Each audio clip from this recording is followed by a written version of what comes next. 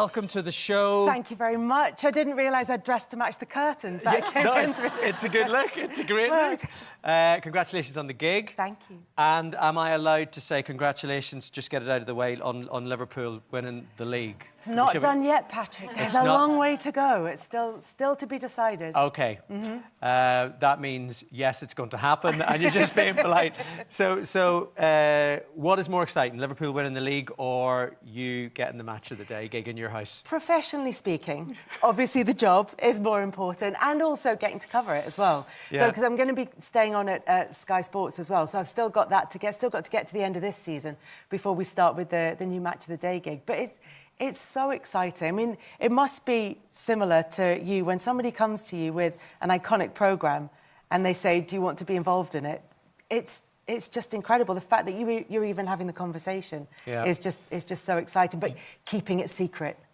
Keeping it secret is not good. That doesn't do any good for my nerves. OK, so let's talk about keeping it a secret then. So when did you know?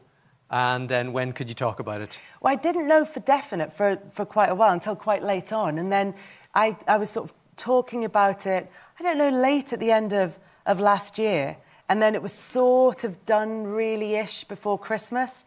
And then it wasn't announced until January. And that was the worst, just the worst thing.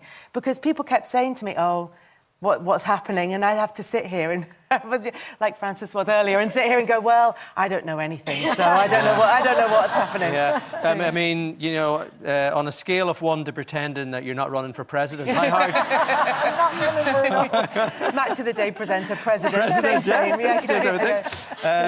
So you're going to be hosting with. So you're going to be doing some. Gabby Logan's going to be doing some. Mark Chapman's going to be doing some. That, yeah. Are you happy with the 3 up front formation? Yes, I think that's going to work. Job formation is going to be. That's going to. It's going to. Do you know one of the really nice things about it is that we're all round about 50, and we're all at this stage in our lives where you feel like you're kind of going. No. But you feel like you're kind of not coasting towards the end of your career, but you're like, do you know what? There's probably no big surprises around the corner.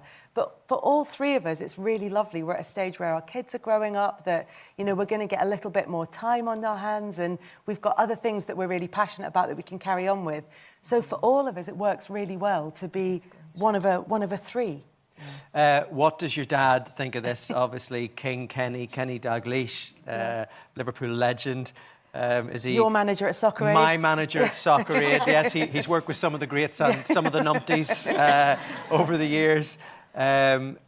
Is he secretly proud, or is he now, you know, properly?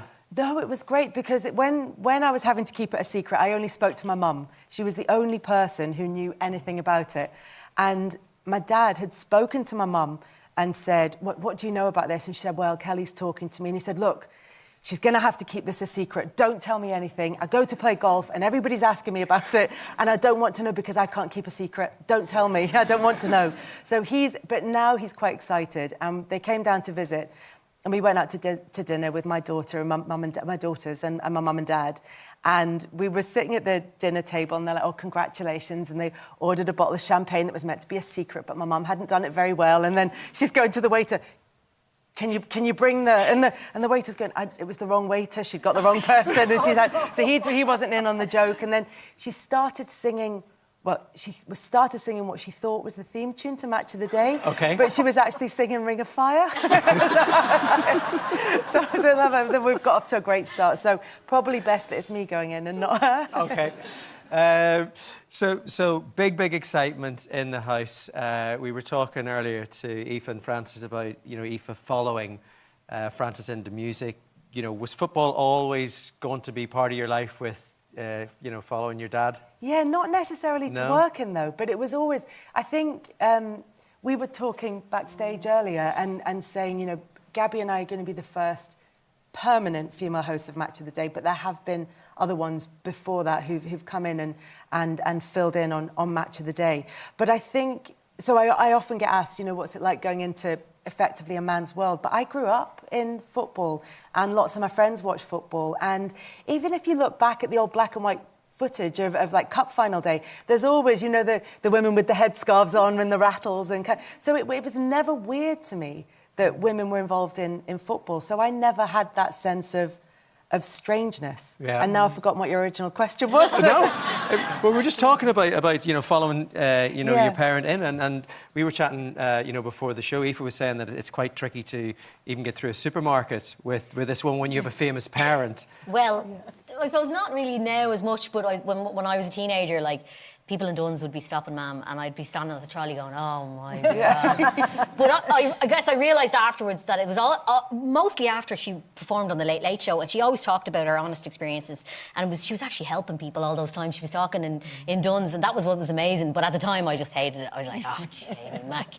You were probably a lot chattier than my dad as well. I love chatting to people. I love people. Yeah. But I just want to say, we're very proud of you. I have to say, and I know I said this to you backstage, as the first permanent woman, and Gabby, to be the first permanent woman as a woman to be presenting on Match of the Day. It's That's just really fantastic. Kind. It's Thank you. really wonderful.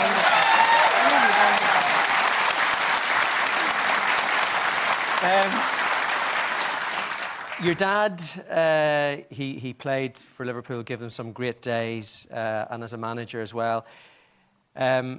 He took the club through some really dark days as well. I mean, Hillsborough was a huge period in your family's life. What was it like for you at that time?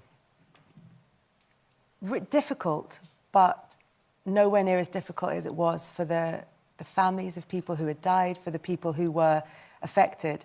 And so you're part of it, and I was 13 at the time. You're part of it, but you're not really part of it, and you don't feel that you have a right to feel particularly affected by it, because you see so many people around you who've suffered incredible tragedies, and also, the people who live with the memories of that day, and then live with the fact that their memories they were being told that their memories weren't real. They were being told that their lived experience was false, and they were having to kind of battle against that. And I think the difficulties that they have lived through since then has been appalling. It's been absolutely shocking what they've had to go through.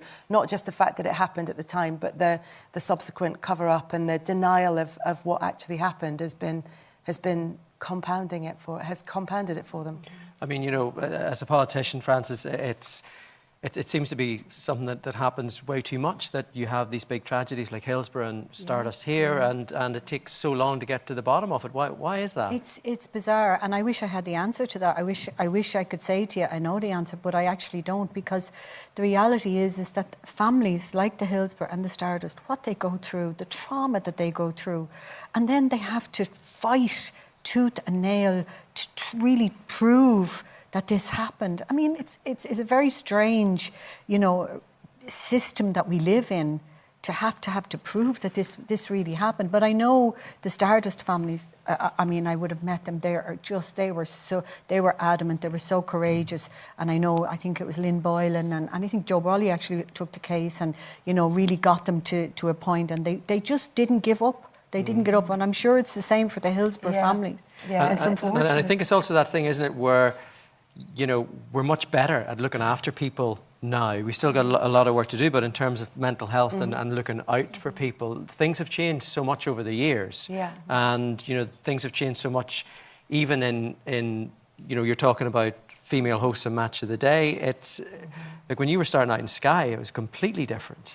Well, I started out at Sky Sports News and was with Mike Wedderburn. We were the first two people to say good morning sports fans when I was like this, but the hair was like this, and the makeup was like this, and the voice was very high, and I was very excited. But it was, but when we started out, they brought a lot of new people in because it was a brand new channel, and they didn't even know if they were going to be able to fill 24 hours a day with sports news. So they just got loads of new people in, and so I actually started work with lots of women, strangely enough, which was unusual for the industry. But not having had any experience of it, I didn't know that. So by the time I went into the much more male-dominated kind of area of the press boxes and going out to live games, I was kind of immune to it and oblivious to a lot of what was going on because I'd had the support of my colleagues, male and female, when we first started because we were all on a level. Yeah. So the boys were my friends as well as my colleagues. So I'd had that kind of protection around me before I went out into the big bad world.